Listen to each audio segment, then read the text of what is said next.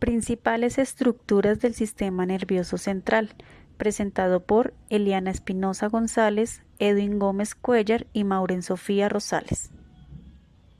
El sistema nervioso central controla todas nuestras funciones corporales y está conformado por el encéfalo, ubicado dentro de la cavidad craneal y la médula espinal. La corteza cerebral es la capa externa de sustancia gris que cubre por completo la superficie de ambos hemisferios cerebrales. Tiene un grosor aproximado de 2 a 4 milímetros y consta de los cuerpos neuronales o somas. Esta capa se pliega de forma compleja con elevaciones conocidas como giros y depresiones llamadas surcos o cisuras. Existen tres tipos de corteza. La arquicorteza, que evolutivamente hablando es la parte de la corteza cerebral más antigua formada por el hipocampo. La arquicorteza es la encargada de aquellas respuestas automáticas y mecanismos fisiológicos responsables de la supervivencia. La paleocorteza está entre las zonas primarias de la corteza cerebral y la más evolucionada. Esta clase de corteza alberga las terminaciones de las vías olfatorias.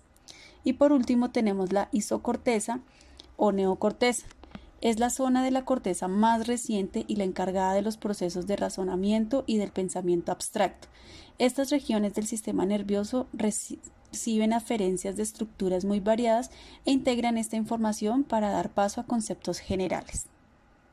¿Cómo funciona la corteza cerebral? Como se menciona anteriormente, la corteza cerebral está formada por diferentes capas de tejido neuronal y cada una de estas capas posee una función diferente originada en un momento de la evolución humana.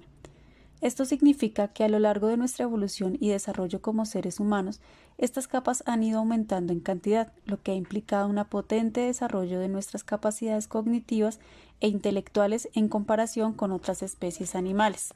Estas capas son las siguientes. En la primera tenemos la capa molecular, es la capa más externa y más conocida también como capa plexiforme.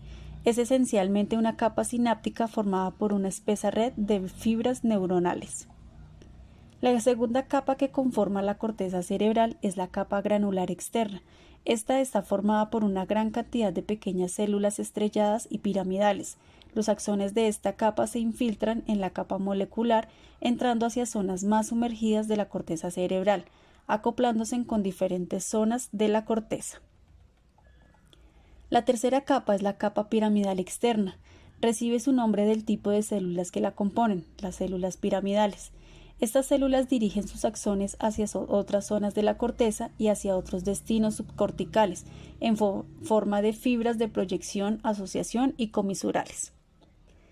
La cuarta capa es la capa granular interna. Esta capa consta principalmente de células estrelladas y una pequeña cantidad de células piramidales. Usualmente es la capa más delgada. En la quinta capa tenemos la capa piramidal interna. Contiene principalmente células piramidales de tamaño mediano. Y por último tenemos la capa multiforme o polimórfica. Está compuesta por diferentes tipos de neuronas, principalmente células fusiformes, algunas células piramidales y otras interneuronas. Además de los tipos de corteza y las capas que la conforman, la corteza cerebral puede ser dividida según sus diferentes áreas funcionales, es decir, según las funciones o cometidos que se llevan a cabo en cada una de estas áreas. Teniendo en cuenta esta clasificación, la corteza cerebral puede dividirse en áreas sensitivas, motoras o de asociación. Primero veremos el área sensitiva, que es donde se recibe la información sensorial desde núcleos concretos del tálamo. Esta información es de carácter sensitivo, lo que significa que transporta la información percibida por los diferentes sentidos.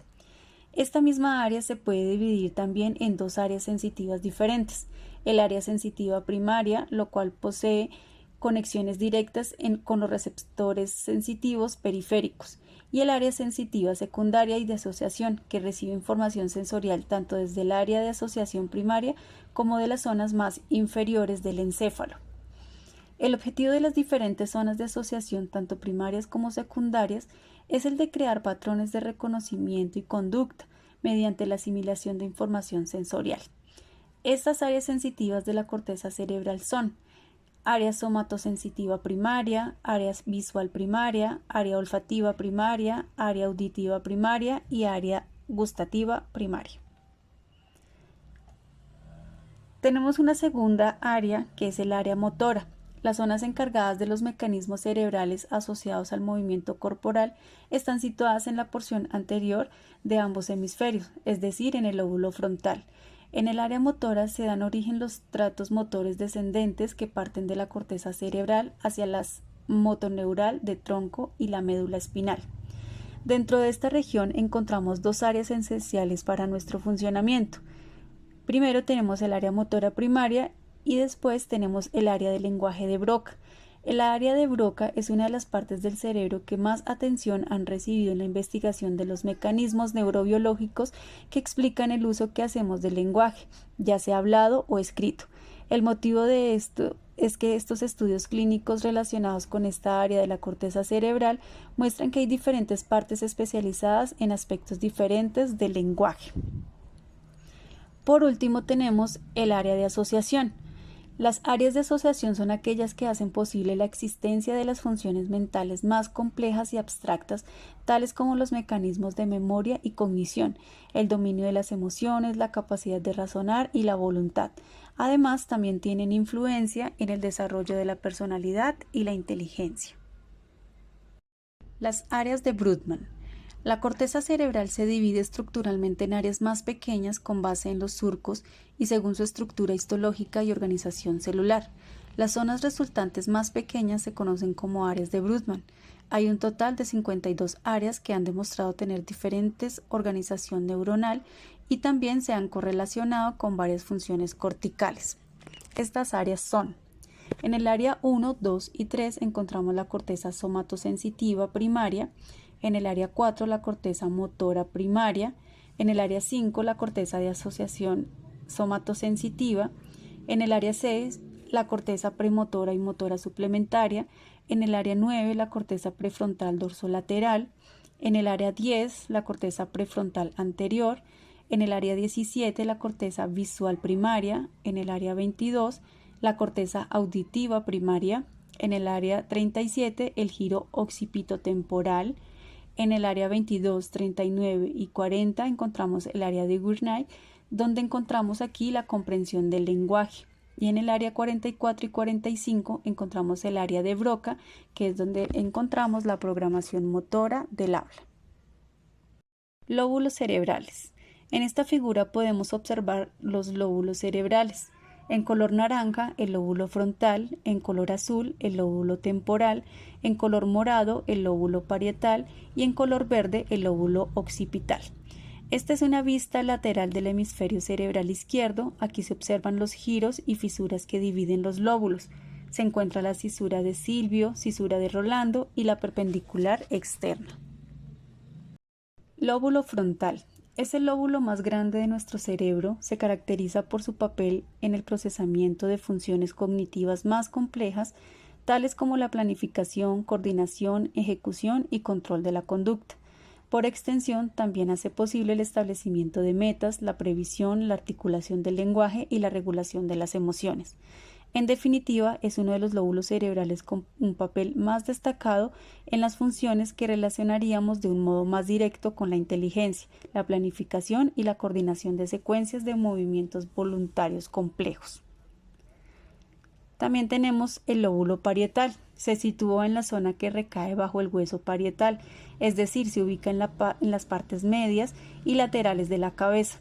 Está relacionado con la percepción de los estímulos táctiles, la presión, la temperatura o el dolor. También está implicado el conocimiento de los números y control de los movimientos. Lóbulo temporal.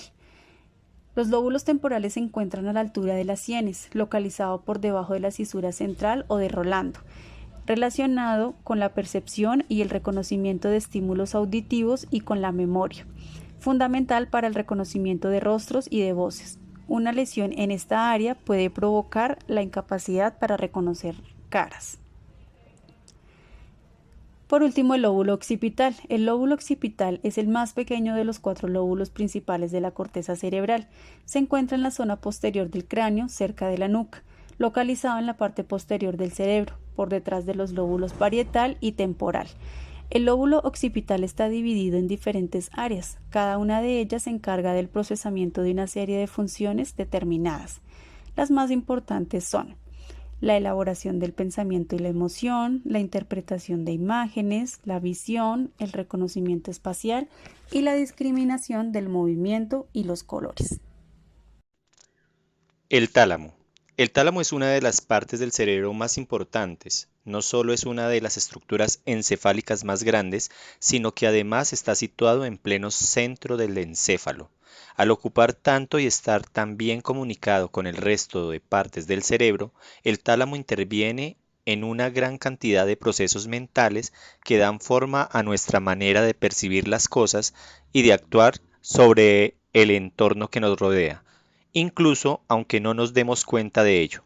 El tálamo es básicamente un conjunto de sustancia gris, cuerpo de neuronas, formado por dos estructuras encefálicas con forma de huevo que se encuentran por debajo de la corteza cerebral. Estas estructuras están situadas la una junto a la otra y además de tener la misma forma y tamaño, guardan una disposición simétrica, al igual que los dos hemisferios cerebrales que las cubren. Se comunican entre ellas a través de una especie de puente que las mantiene unidas y que es llamado conexión intertalámica. El tálamo forma parte de una zona llamada diencéfalo. El diencéfalo está situado entre la corteza cerebral y todos los lóbulos del cerebro y la parte superior del tronco del encéfalo. A su vez, el diencéfalo está compuesto por el tálamo, el hipotálamo y algunas otras estructuras más pequeñas. Además, el tálamo tiene una forma simétrica y al estar situado justo debajo del espacio que separa los dos hemisferios cerebrales, tiene salida a los dos lados del encéfalo. Para ver el modo en el que se interconecta con estas partes, podemos echar un vistazo a las estructuras del tálamo y a los tipos de neuronas que hay en este. Hemos visto que el tálamo está muy bien comunicado, pero su papel no es el de ser un simple puente de comunicación entre partes del cerebro relevantes. El tálamo en sí mismo es una estructura que juega un papel activo en el procesamiento de la información que le llega desde otras áreas.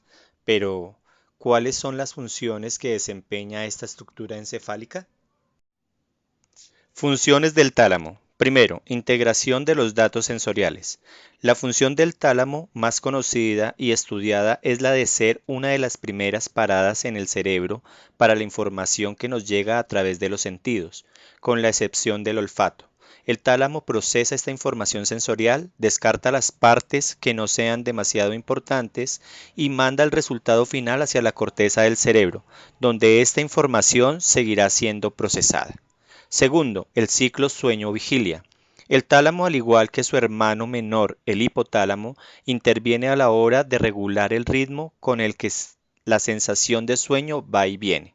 Esta función, además de ser fundamental para regular toda la actividad nerviosa en general, también está relacionada con la siguiente. Tercero, la atención y la conciencia. Recientes investigaciones indican que el tálamo podría tener un papel muy importante en la aparición de la conciencia y todo lo que está relacionado con ella, desde la capacidad de pensar en los propios pensamientos hasta el uso del lenguaje, pasando por la capacidad de centrar la atención en informaciones concretas según sus objetivos que se tengan en ese momento. Cuarto, la regulación de las emociones. El tálamo no solo está conectado con circuitos que llevan información sensorial, sino que también interactúa con vías neuronales que participan directamente en la aparición de estados emocionales. No en vano, el tálamo está rodeado por el sistema límbico.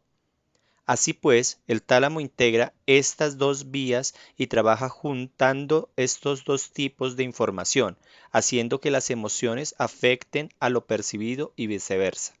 Además, recibe información del hipotálamo, que a su vez interviene directamente en la regulación de las emociones y de la segregación de diferentes tipos de hormonas en el torrente sanguíneo.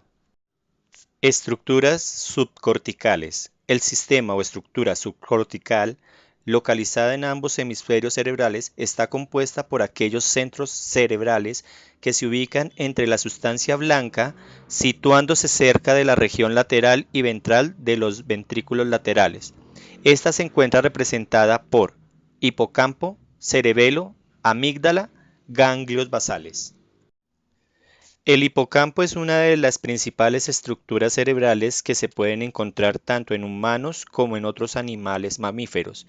Este pequeño órgano ubicado en el lóbulo temporal intermedio y con una forma que se asemeja a la de un caballo de mar, de ahí el origen etimológico de su nombre, es una de las partes más importantes del sistema límbico.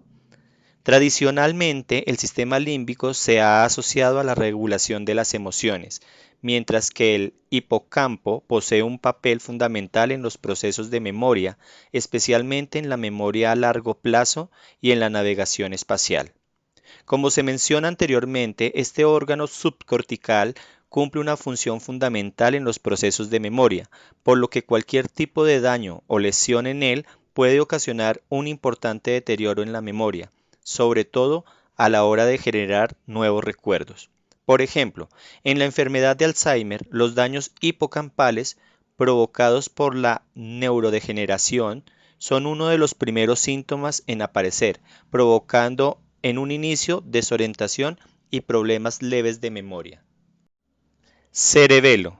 Esta segunda región perteneciente a la estructura subcortical y conocida como cerebelo se sitúa en la zona inferior de los hemisferios cerebrales, mediante tres conductos conocidos como pedúnculos cerebelosos. El cerebelo se mantiene conectado al resto del encéfalo, enviando información acerca de los movimientos corporales. Además, su trabajo en colaboración con los ganglios basales hace posible el funcionamiento del sistema sensoriomotor.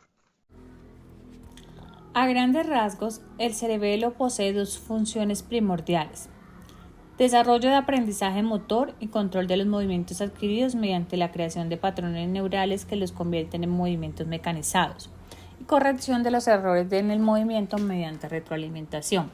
Sin embargo, cuando el cerebelo sufre algún daño o degeneración, comienzan a aparecer problemas en las funciones y habilidades motoras. Estos problemas incluyen desde torpeza en los movimientos o problemas para controlar con exactitud la dirección y la velocidad de estos, hasta alteraciones en la coordinación, el equilibrio y mantenimiento de la postura corporal fija. Los daños en el cerebelo pueden estar ocasionados por enfermedades como la esclerosis múltiple, las afecciones del sistema endocrino, las encefalopatías espongiformes o el alcoholismo crónico.